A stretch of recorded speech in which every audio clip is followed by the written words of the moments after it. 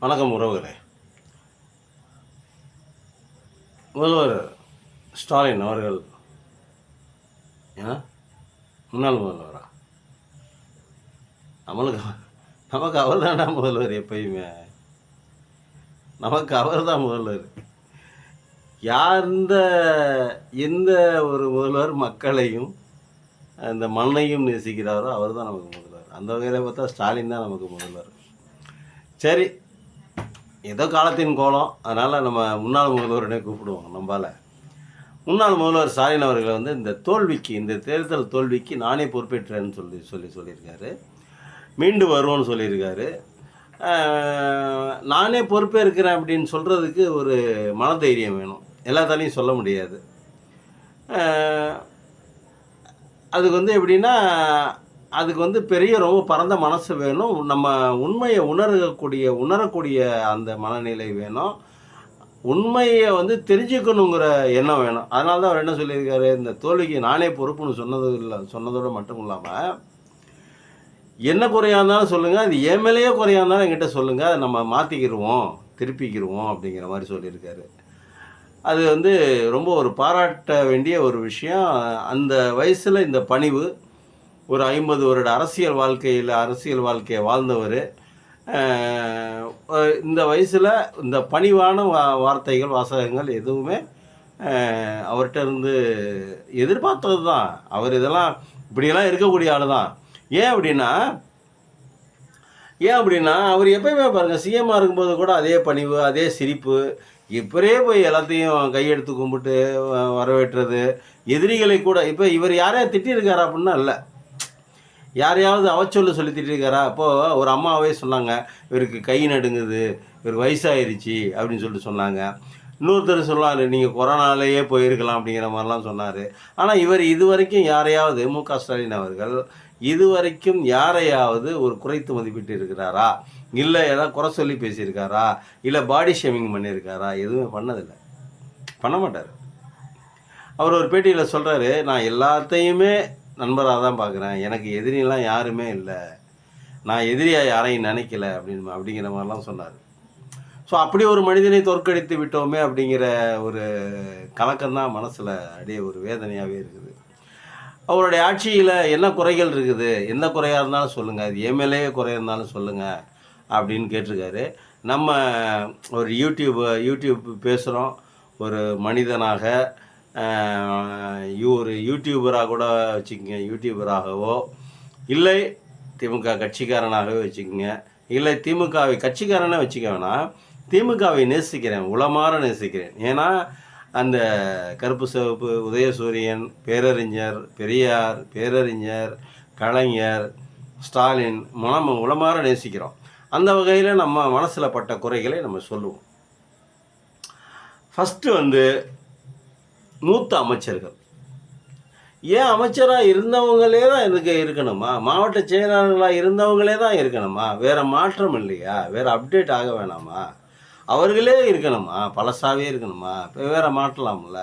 சரி, மாவட்ட செயலாளர்களை அடுத்த கேட்டதில் உதவி செயலாளரோ வேறு யாரோ இருக்காங்கள்ல, அவங்கள போடலாம்ல. நடுவில் போடுங்க. அப்புறம் சரியாக வரட்டினா திருப்பி பழைய அமைச்சர்களை போடுங்க, பழைய மாவட்ட செயலாளர்களை போடுங்க. அந்த மாதிரி போட்டு அந்த மாதிரி போடலாம். அவர்கள் இப்போ ஒரு மந்திரி வர்றார் அப்படின்னா ஒன்றும் இல்லை, இந்த விஐபிஎஸ் கார்டுன்னு ஒரு வண்டி வரும் பாருங்கள், அவங்க பண்ணுற அநியாயம், பெரிய அட்டூழியம். முன்னாடி போய் வண்டியை போச்சுட்டு ஆறு அடிச்சுக்கிட்டு ஓரம். யார் விஐபி? நான் என்ன கேட்குறேன், யார் விஐபி? யார்? ஸ்டாலின் விஐபியா? தமிழ்நாட்டுக்கு ஸ்டாலின் விஐபியா? இல்லை அமைச்சர்கள் விஐபியா? என்ன விஐபி? இந்த போலீஸ்காரங்க பண்ணுற அட்டூழியம், பெரிய வரோம் இங்கிட்டு உட்காந்துரும், இங்கிட்டு உட்காந்துருக்குறவங்க அங்கிட்டு வரோம். என்ன விஐபி யார்? மந்திரி கூட வரவங்க போலீஸ்காரங்க எவ்வளோ அட்டூழியம் பண்ணுறாங்க தெரியுங்களா? மந்திரி யாருங்க? மந்திரி அந்த தொகுதியோட மந்திரி, தொகுதிக்குள்ளே வராரு. முறைப்படி பார்த்தா இறங்கி நடந்து போகணும் அவர். என்னைக்காவது ஒரு நாளைக்கு 5 வருஷத்துக்கு 2 வருஷத்துக்கு ஒருத்தரவோ 3 வருஷத்துக்கு ஒருத்தரவோ ஏதாவது ஒரு பொதுக்கூட்ட மேடையில் பேசுகிறதுக்கு பேர் தான் மந்திரியா? மந்திரி அப்படி இல்லை. மந்திரிங்கிறவர் இறங்கி நடக்கணும். மக்கள் ஓட்டு போட்டிருக்காங்க. இந்த இந்த இந்த தொகுதி மக்கள் ஓட்டு போட்டிருக்காங்க. அந்த தொகுதி மக்கள் ஓட்டு போட்ட மக்களுக்கு அவர்களோட போய் உலா கொஞ்சணும், கொலாவணும். என்ன பிரச்சனை? உட்காருங்க, இப்படி உட்காருங்க, பேசுவோம். என்ன நல்லா இருக்கீங்களா, டீ கொடுங்க, இல்லை காஃபி கொடுங்க. இதெல்லாம் 3 மாதத்துக்கு ஒரு தடவை செய்ய வேண்டியது. ஒரு மந்திரியோ ஒரு எம்எல்ஏவோ தன்னுடைய தொகுதியில் 3 மாதத்திற்கு ஒரு முறையாவது 3 மாதத்துக்கு ஒரு முறையாவது காலார நடந்து எஸ்கான்லாம் பின்னாடி வரட்டும் 2 பேர். பாக்கியெல்லாம் பரவாயில்ல சொல்லு. ஏன்னா என்னை கொலை குற்றவாளியாக பண்ணாங்க. இதை நான் காஷ்மீராவது இந்த குண்டு போட்டு கொள்றதுக்கு. இங்கே யார் இருக்காங்க? உங்களுக்கு எதிரி யார் இருக்காங்க? இந்த மாநிலத்தில் எதிரி யார் இருக்காங்க? மந்திரிகளே மகாராஜாக்கள் மாதிரி வாழ்கிறாங்க எல்லாருமே. யார் எதிரி இருக்காங்க இந்த ஊரில்? மந்திரியை தொற்ற முடியுமா? எதுக்கு உங்களுக்கு இவ்வளவு பாதுகாப்பு, இவ்வளவு போலீஸு?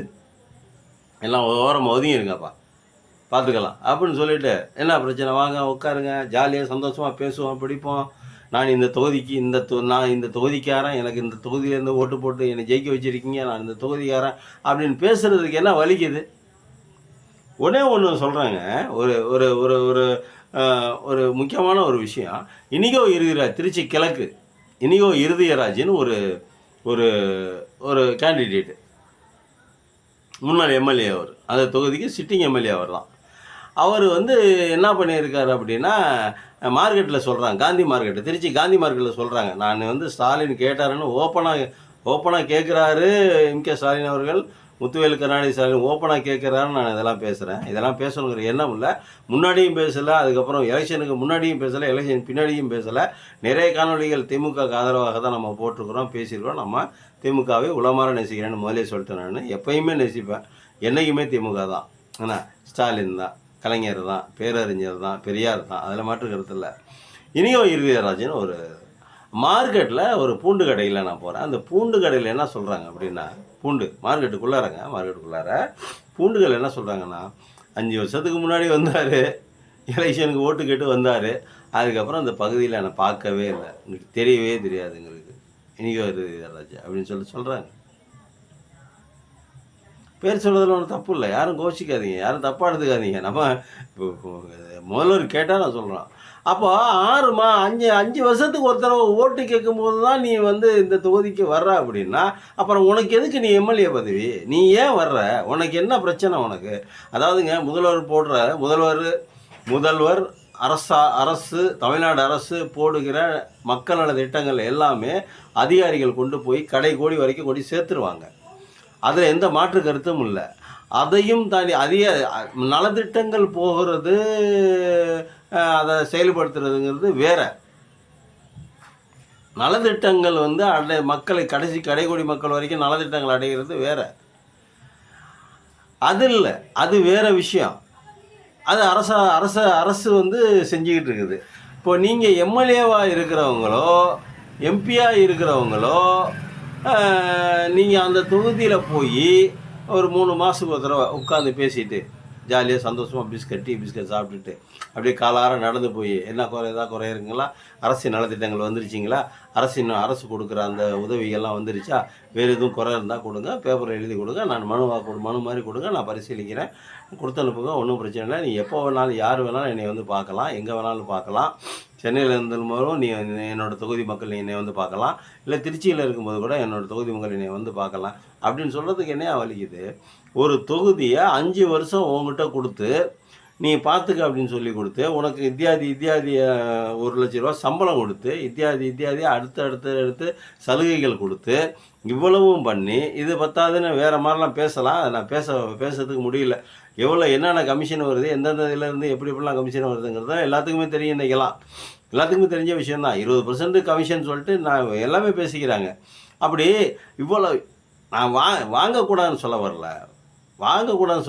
கமிஷன்லாம் வாங்காமல் கட்சி நடத்த முடியாது, அது எனக்கு நல்லாவே தெரியுது. அது புரிஞ்சுக்கிறேன் நான்.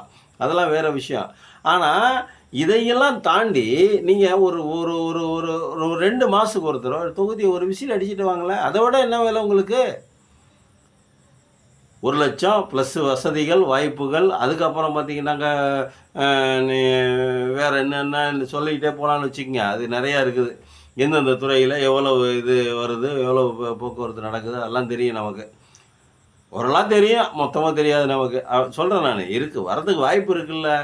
அப்போது நீங்கள் அந்த மக்களை போய் பார்க்க கூட முடியலை அப்படின்னா, நீங்கள் என்ன அப்புறம் எப்படி நீங்கள் எம்எல்ஏ எதுக்கு வரணும், என் மந்திரியா எதுக்கு ஆகணும்? 2 மாதத்துக்கு ஒரு தடவை நீ தொகுதிக்கு போ, 3 சும்மா போயா, சும்மா சும்மா ஜாலியாக நீ பண்ணுறது அப்புறம். நீ என்ன பண்ணுற என்ன பண்ணலங்கிறது அப்புறம். சும்மா ஜாலியாக போய் தொகுதியில் ஜாலியாக பேசிட்டு இருந்துருவான். அது செய்யலை, யாருமே செய்யலை. எந்த மந்திரி போனாலும் விஐபி எஸ்கார்டு படை எதுக்கு? ஓன் தொகுதிக்கு போகிறது விஐபி எஸ்கார்டு படை எதுக்கு? எஸ்கார்டு படை எதுக்கு? சொந்த தொகுதியில் போகிறதுக்கு எதுக்கு? ஊனாவுட்டு தொகுதியில் போ, பாகிஸ்தானில் போ, அமெரிக்காவில் ஜப்பானில் போகிறீங்கனாக்கா அங்கிட்டு என்ன இருக்குது, ஏது இருக்குது, எவன் இருக்கான்னு தெரியாது. நம்ம தொகுதியில் என்ன இருக்கா ஏது இருக்கான்னு தெரியாது. உளவுத்துறை இல்லை, காவல்துறை இல்லை. அதையும் தாண்டி மந்திரியை சுட்டு கொண்டு போடுவாங்க நம்ம ஊரில், அமைதி பூங்காவான தமிழ்நாட்டில். இதெல்லாம் நீங்கள் மந்திரிகள் எம்எல்ஏக்கள் பண்ணுற அட்ராசிட்டிக்கு பலியானது திமுகங்கிற ஒரு மாபெரும் இயக்கம். என்ன ஒரு தொலைநோக்கு பார்வையோட, என்ன ஒரு போங்க ஐஏஎஸ் ஐபிஎஸ் அதிகாரிகள் அவங்க எப்படின்னா, மேலே இருக்கிற சிஎம்க்கோ மந்திரிகளுக்கோ அவங்களுக்கு சாதகமான பேசி அவர்களை அவர்கள் தவறு செய்யும்போது அதிகாரிகள் குறுக்கிட்டு கேட்குறதில்ல எதையுமே. அவங்களுக்கு சாதகமாகவே எல்லாத்தையும் பேசுகிறது. ஒரு அமைச்சர்கள் தவறு செய்யும் பொழுது அதிகாரிகள் குறுக்கிட்டு கேட்டால் என்ன தவறு? அதிகாரி குறுக்கிட்டு தவறு செய்யும்போது அமைச்சர்கள் குறுக்கிட்டு கேட்டால் என்ன தவறு? இதான் கேட்கறது இல்லை. அதுக்கப்புறம் பார்த்தீங்கன்னா சங்கி மனநிலையில் இருக்கக்கூடிய அதிகாரிகள் உதயச்சந்திரன் சொல்லிட்டு ஒரு அதிகாரி, எவ்வளோ டேவிட்சன் தேவாசிரதன் சொல்லிட்டு ஒரு அதிகாரி, போலீஸ் அதிகாரி, இவர்கள் மேலெல்லாம் கடுமையான விமர்சனங்கள் பத்திரிகையாளர்கள் வைக்கிறாங்க. கடுமையான விமர்சனங்கள். ஏன் அந்த கடுமையான விமர்சனங்கள் வர்றது? ஏன் தலைவருக்கு போகலை, மு.க. ஸ்டாலின் அவர்களுக்கு போகலை? பத்திரிகைலாம் அப்படி பேசுகிறாங்க, பிடிக்கிறாங்க, வைக்கிறாங்கன்னு சொல்லிட்டு போய் பேசுகிறதில்ல. ஏன் முதல்வர் மு.க. ஸ்டாலின் அந்த ஒரு 2-3 பத்திரிகை நபர்களை யார் குறை சொல்லி பேசுகிறாங்களோ அந்த குறை சொல்லக்கூடிய பத்திரிகை நபர்களை உட்கார வச்சு, என்னங்க பிரச்சனை, எதுக்குங்க இப்படி குறை சொல்கிறீங்க, என்னங்க பண்ணணும், நான் இதில் என்னங்க மாற்றம் பண்ணணும் அப்படின்னு சொல்லி கேட்குறதுல என்ன பிரச்சனை? அது இல்லை. பத்திரப்பதிவுத்துறைங்க ரொம்ப முக்கியமான ஒரு விஷயங்க. பத்திரப்பதிவுத்துறை அந்த அமைச்சராக இருக்கிறவங்க அவங்க என்ன பண்ணுறாங்க அப்படின்னா, இந்த டபுள் டாக்குமெண்ட்டுன்னு ஒன்று, ஒரு இடம் என் பேர் முருகேசன், என் பேரில் ரிஜிஸ்டர் ஆகிருக்குது. அதே டாக்குமெண்ட்டை அதே இடத்துக்கு இன்னொரு டாக்குமெண்ட் ராமமூர்த்திங்கிற பேரில் போடுறது, கிருஷ்ணசாமிங்கிற பேரில் போடுறது. கிருஷ்ணசாமிங்கிற பேரில் போட்டு கிருஷ்ணசாமி அந்த பத்திரத்துக்குள்ளான கிருஷ்ணசாமியை கூப்பிட்டு என்கிட்ட மிரட்டுறது. என்னடா என்ன அப்போ அவரை விட்டு இடத்த நீ வச்சுருக்கிற, அப்புறம் அவர் பேரில் டாக்குமெண்ட் இருக்குது பாரு, ஒழுங்கு மரியாதை காலி பண்ணிட்டு ஓடி போயிரு, இல்லைன்னா ஒரு 5 லட்சம் பணம் கொடு, இல்லை 10 லட்சம் பணம் கொடு. டாக்குமெண்ட் 1.5 கோடி 2 கோடி ரூபாய்க்கு ஒத்தபுள்ளான டாக்குமெண்ட் 50 லட்சம் 1 கோடின்னு வைங்க. இவர் என்ன பண்ணார், இப்படி அபகரிக்கிறது, அவர்கள்ட்ட பணத்தை சம்பாதிக்கிறது. இது ஒரு பொழப்பா? இதுக்கு தான் பத்திரப்பதிவுத்துறைக்கு ஒரு அமைச்சரா? அமைச்சராங்க? எதுக்குங்க அப்படி செய்யணும்? ஏன் அப்படி செய்யணும்? எதுக்கு அப்படி செய்யணும்னு சொல்லுங்கள். இதில் மிரட்டல் வேறு. ஒரு அமௌண்ட்டுக்கு மேலே ஒரு 5 கோடிக்கணக்கான ரூபாய்க்கு மேலே இடம் டாக்குமெண்ட் ரிஜிஸ்டர் ஆகும்போது, கோடிக்கணக்கான ரூபாய்க்கு மேலே டாக்குமெண்ட் ரிஜிஸ்டர் ஆகும்போது அந்த தகவல் சம்மந்தப்பட்டவங்களுக்கு போயிடுது. இது மதுரையில் கேள்விப்பட்டது. 5 கோடி ரூபா 10 கோடி ரூபாய்க்கு ஒரு டாக்குமெண்ட் இடத்த ஒன்று வாங்குறாங்க, ஒரு பில்டிங் ஒன்று வாங்குறாங்க அப்படின்னா உடனே அவங்களுக்கு தகவல் போயிடும். அவங்க தகவல் போனோன்னா அங்கே கட்சிக்காரங்க வருவாங்க. அங்கே என்ன பிரச்சனை, எவ்வளோ வாங்கியிருக்கிறேன், என்ன பிரச்சனை, ரைட்டு, கட்சி நிதி அவர் 50,000 கொடுத்துரு, 1 லட்சம் கொடுத்துரு, 5 கோடி கொடுத்துரு, 2 கோடி கொடுத்துரு. இதெல்லாம் அவன் இடம் வாங்கக்கூடாதா? என்னங்க கொடுமையாக இருக்குது இதெல்லாம். பத்திரப்பதிவுத்துறையில் நடக்கிற அட்டுழியங்கள்லாம் பத்திரிகையாளர்கள் சொல்ல கேட்கும்போது ரத்தம் கொதிக்குது. அப்புறம் காவல்துறை தாங்க உண்மையிலேயே ஒரு ஆட்சியை தூக்கி நிப்பாட்டுறதோ ஒரு ஆட்சியை கவுத்துறதோ காவல்துறை தான். சம்மந்தமே இல்லாமல் இதில் சாவுறாங்க, விசாரணைன்னு கூட்டிகிட்டு போகிறாங்க, சாவடிச்சிடுறாங்க, ஏதாவது ஒன்றா வலிக்க உழுவ வச்சிடுறாங்க. காவல்துறை மக்களினுடைய நண்பன் தாங்க. மக்களுடைய நண்பன் தானே போர்டு போட்டு சுற்றிட்டு தெரியுறீங்க. அதை விட்டு ஹெல்மெட்டு பிடிக்கிறது, இந்த என்னது கஞ்சா வருது அதை பிடிக்கிறது இல்லை, கஞ்சா வருது அதை பிடிக்கிறது இல்லை, அக்யூஸ்டுங்க இருக்காங்க அதை பிடிக்க போகிறதில்ல, பெரிய பெரிய தலைவர்களை கொள்றாங்க அவங்களெல்லாம் பிடிக்க போகிறதில்ல, அவங்கள பற்றியெல்லாம் இவங்களுக்கு தெரியாது. ஆனால் ஹெல்மெட்டு போட்டு போகாதவன், லைசன்ஸ் இல்லாதவன், பாக்கெட்டில் இது நான் வந்து அவங்க லைசன்ஸ் எடுக்காமல் ஓட்டுறவங்கள வந்து நீ நியாயப்படுத்தி பேசலை. ஆனால் இதெல்லாம் வந்து ஒரு ஒரு பெரிய விஷயமா வச்சு நின்றுக்கிட்டு இப்போ மெனக்கிட்டு நின்றுக்கிட்டு ஹெல்மெட்டு போடல, யூனிஃபார்ம் போடல, சட்டை போடல, பேண்ட்டு போடல, ஃபைனை போட்டுவிட்டு போயிட்டே இருக்க வேண்டியதுதான். அவனை ஏன் கூப்பிட்டு மிரட்டுவானே அப்படின்லாம் ஒரு கேள்வி வருது. அது ஒரு பக்கத்து. லாக்அப் டெத்து அது வேறு, அது ஒன்று விஷயம். இந்த மாதிரிலாம் நிறைய விஷயங்கள் இருக்குது. அப்புறம் வந்து இந்த அதிகாரிகளை போடுவது, மாற்றுவது, அரசு ஊழியர்களை பணியில் அமர்த்துவது, இல்லைன்னா மாற்றி கொடுப்பது, இந்த மாதிரி வேலையெல்லாம். இதில் வந்து குடும்பத்தினர் முதற்கொண்டு, எங்கள் தலைவர் ஸ்டாலின் குடும்பத்தினரோடு முதற்கொண்டு நிறைய பேர் அதில் வந்து இன்வால்வ் ஆகி இதை வந்து இவ்வளோக்கு போடு, அது வந்து அவ்வளோக்கு போடு, இல்லை இவ்வளோ கமிஷன், இதில் இவ்வளோ கமிஷன் அப்படின்னு சொல்கிறது அப்படின்னு சொல்கிறாங்க. ஒரு பத்திரிகையாளர் சொல்கிறாரு 5 லட்சம் கோடி ரூபாய் ஏமாற்றிட்டு போயிட்டாங்க திமுககாரங்க அப்படிங்கிறாரு. இன்னொரு பத்திரிகையாளர் சொல்கிறாரு அவரோட மருமகனே மறைஞ்சிட்டாரு அப்படின்னு சொல்கிறாங்க. இந்த மாதிரி நிறைய சொல்கிறாங்க. அப்புறம் இந்த எல்லாத்துக்கும் மேலே பார்த்தீங்கன்னாக்கா முதல்வரிடம் கொண்டு போய் சேர்க்க வேண்டிய நல்ல செய்திகளை சேர்க்கறதில்ல. நல்ல செய்திகளாக தான் கொண்டு போய் சேர்க்குறாங்க, கெட்ட செய்திகளை சேர்க்கறதில்ல. எப்பயுமே ஒரு ஆட்சியாளர்களுக்கு குறைகளை சுற்றி காட்டுங்க, அப்போ தான் அவங்க வந்து அந்த குறைகளை சரி பண்ணுறதுக்கான வேலையை பார்ப்பாங்க. மூடி மறைச்சி விட்டு ட்ரம்ப்பு வரும்போது மோடி வந்து இந்த துணியை போட்டு மறைச்சார்ல, எல்லாம் சைடு பூரா துணியை போட்டு மறைச்சி ஒரு ஒரு க்ளீன் சிட்டி அப்படிங்கிற மாதிரியான ஒரு பிரமிப்பு கொண்டு பண்ணாங்கல்ல, அந்த மாதிரி வேணாம் நமக்கு. ஓரளவுக்கு நியாயமாக அந்த மாதிரி செய்கிறது மட்டும்தான் நமக்கு நல்லா இருக்கும் அப்படிங்கிறது என்னுடைய எண்ணம். அதை விட்டு இன்னும் நிறையா இருக்குங்க. எம்எல்ஏக்கள் எம்பிக்கள் மேலே தாங்க பிரச்சனை. எம்எல்ஏக்கள் எம்பிக்கள் மந்திரிகள் இவங்க மேலே தாங்க பிரச்சனை.